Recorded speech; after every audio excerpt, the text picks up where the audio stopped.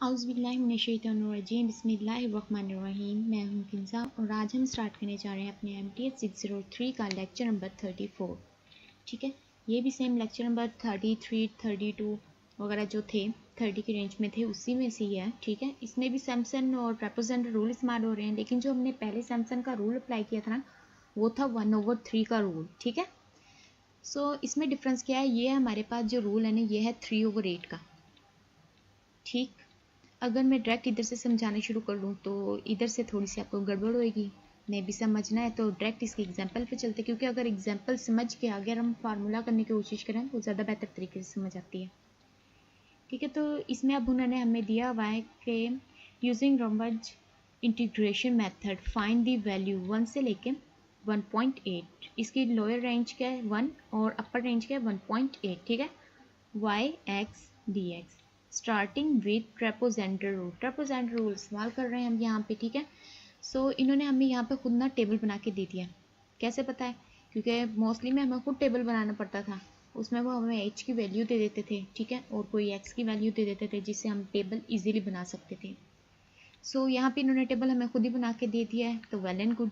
सो अब देखें यहाँ पे ना इन्होंने जो लोअर रेंज रखी है ना वो है 1।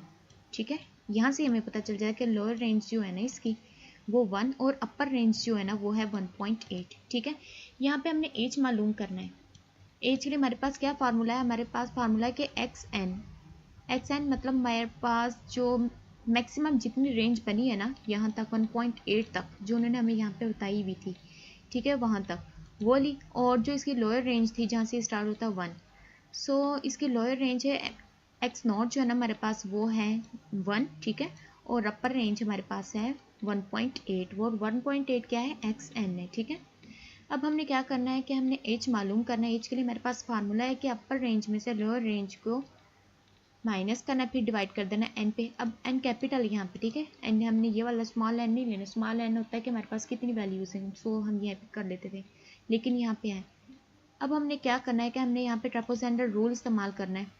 ठीक है, अब हमने फ़र्ज़ कर लिया कि जो कैपिटल एन है हमारे पास, ठीक है, वो है 1। ठीक, और जो एच हमारे पास है ना, एच हम कैसे फाइंड करते हैं, एच हम फाइंड करते हैं कि अपर वैल्यू में से लोअर वैल्यू को माइनस करते हैं। ठीक है, अब हमारे पास ये तो हमने कर लिया। ठीक है, अब हमारे पास क्या अपना ये एन नहीं था हमारे पास, सो हमने एन ले लिया यहाँ पे 1। ठीक है, जब हमने 1.8 में से 1.0 माइनस किया, उसको डिवाइड किया एन पे, एन यहाँ पे था हमारे पास 1, तो हमारे पास आ जाएगा 0.8। ठीक है, समझ आई, ये हो गया 0.8, क्योंकि ये 1.8 बन जाएगा और 1.8 को जब हम 1 पे डिवाइड करेंगे तो हमारा आ जाएगा 0.8। सो जब हम एन कैपिटल जो हमारा है वो 1 ले रहे हैं तो एच हमारे पास आ रहा है 0.8। ठीक है, और यहाँ पे हमने अपना फार्मूला इस्तेमाल करें किसका, इंटीग्रेशन किसकी फाइंड करें, हम ट्रेपेज़ॉइडल रूल की। h/2 लिया हमने, y नॉट और y1 लिया। क्यों, क्योंकि हमारी जो रेंज है वो 1 तक है। ठीक है, 1 तक ले रहे हैं ना हम n, तो सो हमने y नॉट और y1 ले लिया। अब क्या है यहाँ पे कि जो हमारे पास ये था ना h, वो था तो हमारे पास 0.8। अब जो इसका फार्मूला है ना, इसका फार्मूला है हमारे पास कि h/2, यहाँ पे शायद इधर लिखा हुआ हो, ये रहा। ठीक है, h/2 y नॉट, और कहाँ तक जा रहा है, हमारी ये लोअर रेंज होती है और ये हमारी क्या होती है, अपर रेंज होती है। ठीक है, और उसके दरमियान हमारे जो बीच के एलिमेंट्स वगैरह होते हैं ना, जो भी वैल्यूज़ हमारी आ रही होती हैं y की, वो वैल्यूज़ होती हैं। सो हमने क्या किया, जब हम जो हमारे पास n था ना, जब हम n1 ले रहे हैं ना तो हमने y नॉट और y1 लिया, h/2 किया। h हमारे पास था 0.8। ठीक है, और 2 हमें पता है कि हमने 2 पे इसे डिवाइड करना होता है। जब हमने 0.8 को डिवाइड किया 2 पे तो हमारे पास बना 0.4। ठीक है, अब हमने क्या किया है कि y नॉट है हमारे पास, y नॉट के हमारे पास वैल्यू क्या है, ये है हमारे पास y नॉट की वैल्यू 1.543। ठीक है, वो हमने लिखी। फिर क्या किया है कि प्लस y1, अब y1 की वैल्यू क्या है 1.669। यहाँ पे इन्होंने मिस्टेक की हुई है कि यहाँ पे वैल्यू इन्होंने गलत लिखी है। ठीक है, सो मैंने इसे खुद पर्सनली हल करके देखा था, तो उसमें जो हमारे पास जब इसे सॉल्व आउट करके मैंने यही वैल्यू रखी, इनको ऐड किया और मल्टीप्लाई किया 4 के साथ। ठीक है, तो मेरा बना था 1.86। ठीक है, सो ये आप करेक्ट कर लेना।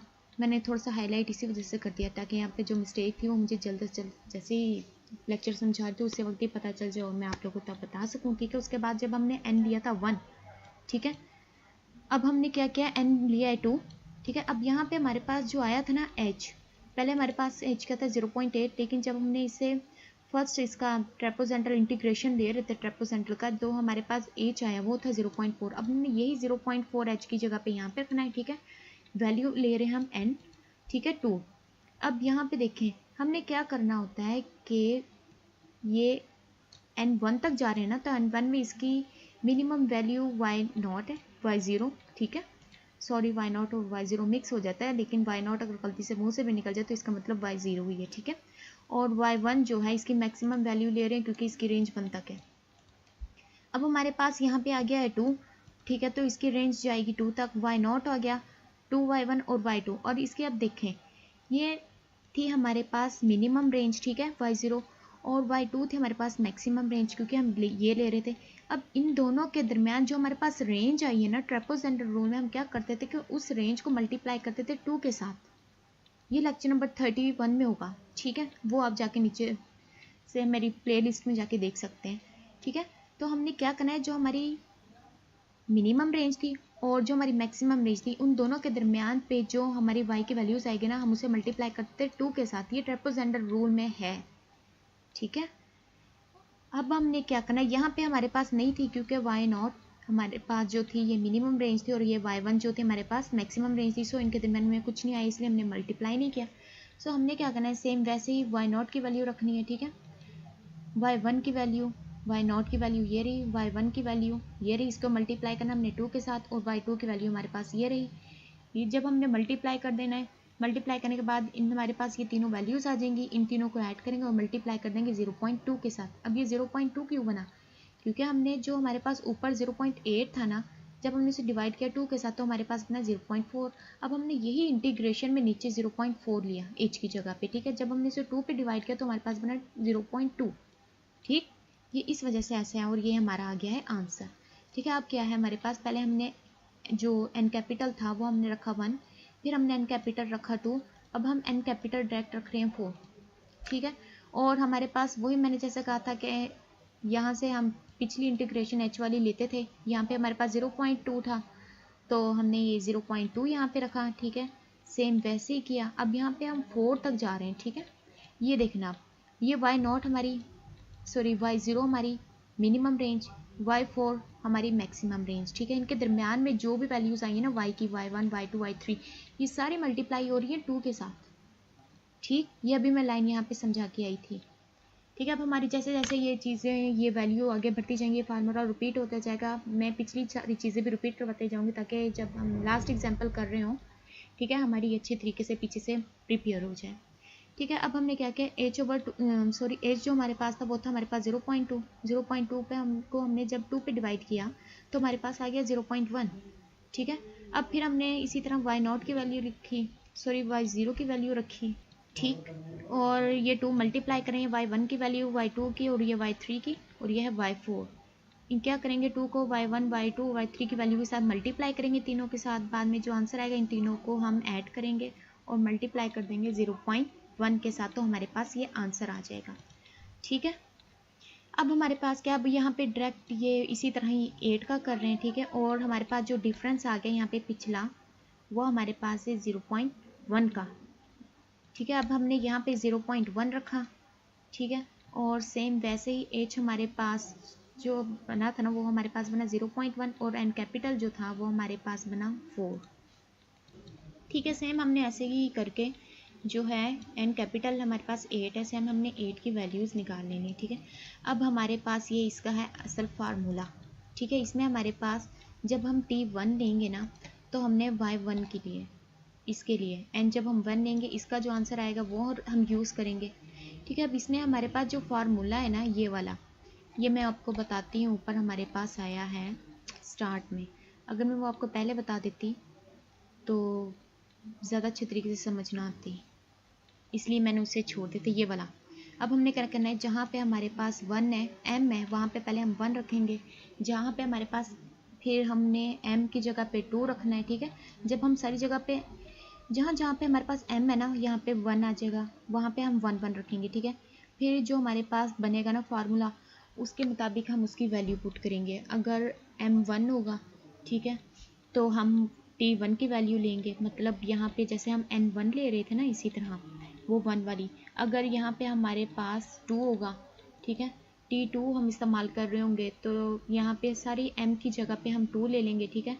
कहीं पे 2 हो जाएगा माइनस, यहाँ पे 4 2 हो जाएगा, ठीक है। यहाँ पे t2 माइनस 1 हो जाएगा, मतलब 1 आ जाएगा। यहाँ पे भी 2 की पावर 2 बन जाएगी, यहाँ पे 2 माइनस 1 1 आ जाएगा, यहाँ पे भी 2 माइनस 1 1 आ जाएगा। इसी तरह सेम हमने क्या करना है, अपना फार्मूला देखेंगे, ठीक है।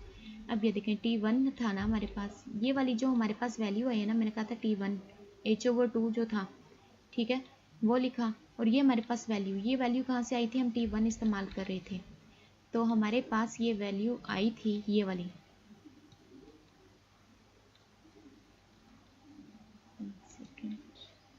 जी ठीक है, ये रही। जब हम 1 इस्तेमाल करते हमारे पास ये वाली वैल्यू आंसर आया था 1.7904, ठीक है। और जब और सिंपल हमारे पास जो आंसर आया था ना, ये तो 1 के लिए था, ठीक है, जब हमने 1 पुट किया था, ठीक है। वैसे हमारे पास जो आंसर आया था ना, वो हमारे पास था ये वाला, ठीक है। यहाँ पे क्योंकि हम यहाँ पे ट्रेपेजॉइडल रूल इस्तेमाल कर रहे थे ना, तो इसलिए हमारा ये आंसर आ गया था, ठीक है। और वैसे हमारा जो आंसर आया था वो वाला था ये, ठीक है। अब हमने ये वाला रखा और नीचे 4 माइनस ये जो था 4m, ये हमारे पास कैसे, ये है 4m, m हम रख रहे थे 1, और ये -1 ये इसके साथ में, ये इसे सेपरेट है, 4 - 1 ये इस तरह करना था, ठीक है। तो ये हमारे पास बन जाएगा 4 - 1 = 3, ठीक है। वो हमारे पास बन जाएगा 4 - 1 3। सो ऐसे हमने फिर इसकी, अब ये वाला जो आंसर आया ना हमारे पास, ठीक है, हमने क्या करना है, अब ये वाला आंसर हमने रखना है इसके पीछे, ठीक है। और ये वाला जो हमारे पास आंसर था, ये हमारा तब आया था जब हमने 2 की वैल्यू, मतलब सेकंड जो हमारे पास वैल्यू आई थी ना, तब, ठीक है। इसी तरह ही हमने फिर यहाँ पे हमारे पास इसमें से इसे माइनस करेंगे, इसका स्क्वायर लेके, जब ये वाला हम वैल्यू रखेंगे, जब हमने 2 की पावर, मतलब जो हमने 8 लिया था ना, n = 8 ये वाला, तो हमारा आंसर आया था ये वाला, ठीक। जब हमने h/2 मतलब n लिया, तो हमारे पास आंसर आया था ये। जब हमने सिंपल वैल्यू जो हमारे पास स्टार्टिंग में आया था वो था ये, ठीक है। इसके बाद हमारे पास आंसर आ गया था ये। जब हमने h हमारे पास, सॉरी n हमने कैपिटल लिया था ना 2, तो हमारे पास आया था ये, ठीक है। और ये हमने प्रीवियस आंसर रखा, और 4 का स्क्वायर -1 करके, ठीक है। सो हमने ये आंसर निकालिए। अब हमारे पास ये है 8 है ना, मतलब 3 आगे 2 की पावर 3, ये था 8 जब हमने इसके अंदर रखा था ना कि n कैपिटल हमने 8 लिया था, तो ये उसका आंसर आया था, ठीक है। इसी तरह ही हमने माइनस प्रीवियस आंसर रखा और डिवाइड करके 4 की पावर 3 - 1 हमने आंसर निकाल लिया, ठीक है। अब ये अगर एक दफ़ा दोबारा मैं आप लोगों को समझा दूँ, ये अगर आप लोगों को समझ नहीं आ रहा, खैर हमने वही फार्मूला इस्तेमाल करके इसे फाइंड कर लेना है, ठीक है। अब हमारे पास क्या है, अब हम डबल इंटीग्रेशन ले रहे हैं। डबल इंटीग्रेशन सुनने में थोड़ा सा शायद मुश्किल लग रहा हो, लेकिन इसमें है कुछ भी नहीं ऐसा, ठीक है।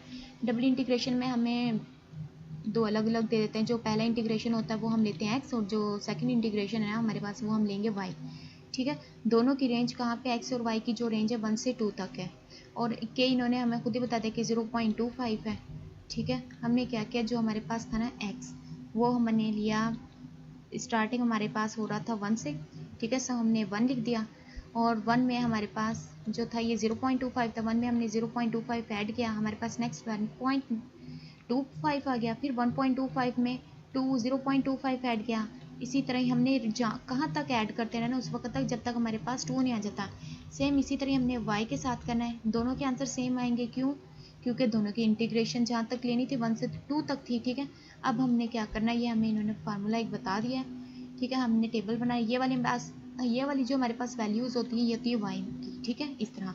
और जो ये वाली वैल्यूज़ है ना हमारे पास, ये वाली, सॉरी ये, ठीक है, ये हमारे पास x की है। अब हमने क्या करना है, इस फार्मूले के अंदर ये वैल्यू पुट करनी है।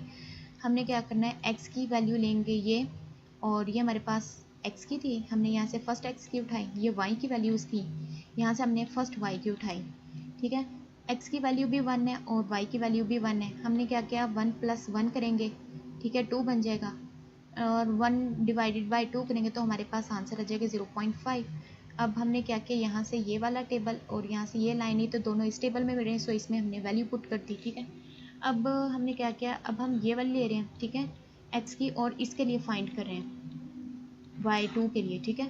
हमने क्या किया कि x लिया 1 और जो y है ना वो हमने लिया 1.25। 1.25 में हमने 1 ऐड किया तो हमारे पास 2.25 बन जाएगा। हमने क्या करना है, डिवाइड करना है, 1/2.25 करेंगे, जो आंसर आएगा वो हमने यहाँ पे लिख देना है। इसी तरह हमने सारा ये टेबल क्या करना है, फिल कर लेना है।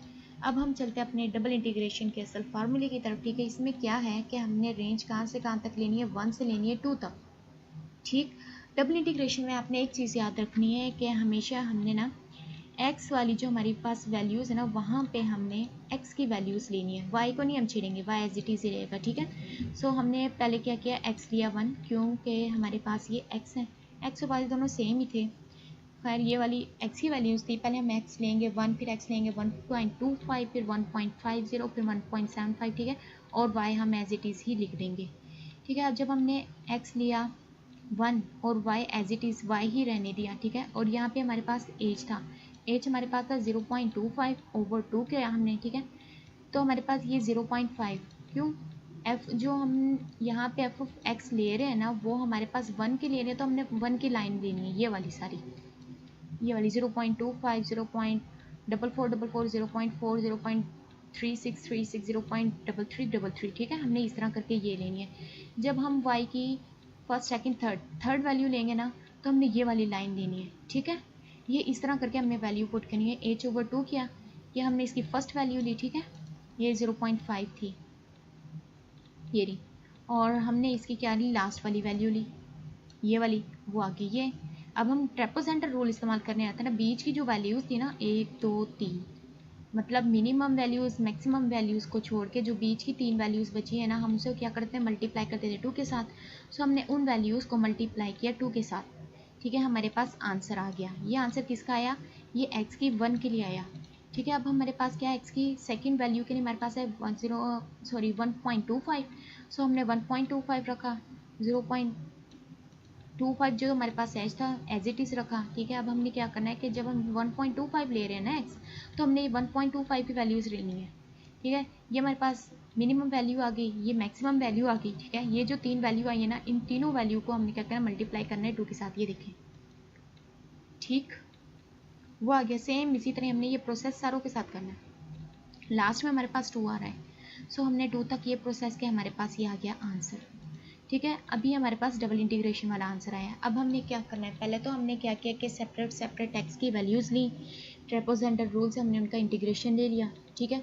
अब हमने डबल इंटीग्रेशन था ना, अब हमने डबल इंटीग्रेशन लेना है, ठीक है। डबल इंटीग्रेशन में क्या है, h/2 लिखा, ठीक है, 1 और y हमने क्या किया, जो हमारे पास जैसे जैसे हमने ये वैल्यू फाइंड की थी ना, पहले हमने x के 1 के लिए फाइंड की, फिर x की अगली वैल्यू ये वाली, मतलब ये जो वैल्यूज़ ली थी हमने, ठीक है, ये वाली सिंगल जो इंटीग्रेशन दे रहे थे वो वाली वैल्यूज़ हमने यहाँ पे लिख दी।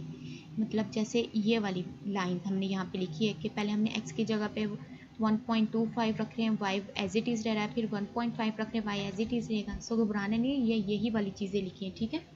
हमने फिर क्या किया, बाद में इनकी जगह पे इनकी वैल्यूज़ पुट की और हमारे पास सिंपल आंसर आ गया, ठीक है। सेम इसी तरह ये भी ना यही है। अब इसमें हमें जो है ना एज हमें नहीं बताया हुआ, ठीक है, लेकिन पेपर जब आता है ना, पेपर में हमें प्रॉपर चीज़ दी हुई होती है उन्होंने, ठीक है। तो हमने क्या करना है कि यहाँ पे हमें उन्होंने बताया है कि 0 से लेकर π/2, और π/2 हमारे पास होता है 90, ठीक है। सो हमने 0 से लेकर कहाँ तक जाना है, π/2 तक, 90 तक। पहले हमने क्या करना है, हमने लेना है π/8 लेना है, फिर π/4, 3π/8। अब ये π/8 इसकी जो वैल्यू हमारे पास होती है वो होती है 22.5। अब 22.5 में हमने फिर 22.5 ऐड किए, ठीक है, 45 बन गए। इसी तरह फिर हमने 22.5 में 45 ऐड किया तो हमारी एक वैल्यू आ जाएगी। इसी तरह फिर हम ऐड करेंगे तो हमारे पास 90 आ जाएगा, मतलब π/2 90 की वैल्यू जो होती है, ठीक। सेम ऊपर वाले टेबल की तरह हमने यही करना है कि क्या रखना है, x की जगह पे हमने रखनी है x की वैल्यू, ये वाले हमारे पास हैं x की वैल्यूज़ और ये हमारे पास हैं, सॉरी ये हमारे पास x की वैल्यूज़ और ये हमारे पास y की वैल्यू है। ठीक है, पहले x की वैल्यूज़ इधर रखनी है प्लस y की वैल्यू करनी है, फिर हम साइन से उनकी जो है वैल्यू ले लेंगे कि क्या आती है। ठीक है, और उसका अंडर रूट ले लेंगे। सो हमने ये सारा टेबल इसी तरह फिल कर लेना है, सिंगल सिंगल हम उनकी क्या डेरिवेटिव्स लेते हैं, सेम ऊपर वाले क्वेश्चन की तरह। अगर मैं दोबारा यही समझाना शुरू कर दूंगी तो मे भी क्वेश्चन जो हमारा लेक्चर बहुत ज़्यादा लेंथी हो जाए। ऊपर वाला बहुत डिटेल में इसी वजह से समझाया था कि इस पर टाइम वेस्ट ना हो। सेम हमने उसी तरह इंटीग्रेशन सिंगल सिंगल लेनी है, फिर डबल इंटीग्रेशन लेनी है। ठीक है, वही हमने जो हमने यहाँ पे सिंगल इंटीग्रेशन के लिए चीज़ें ये वाला f(x) वाले इस्तेमाल करते आ रहे थे, वही हमने यहाँ पे ली थी। उनकी जगह पे हमने उनके आंसर लिखे। आंसर लिखने के बाद हमने उसका एक मेन आंसर निकाल लिया। इसी के साथ हमारा हो रहा है लेक्चर नंबर 34 ख़त्म। ठीक है, और उम्मीद करती हूँ कि आप लोगों को समझ आ गई होगी। अगर कहीं से नहीं समझ आई तो आप नीचे कमेंट में मुझसे पूछ सकते हैं। ठीक है, नेक्स्ट लेक्चर जो हमारा है लेक्चर नंबर 35 इंशाल्लाह जल्दी कर दूँगी। दुआ में याद रखिएगा। अल्लाह हाफिज़।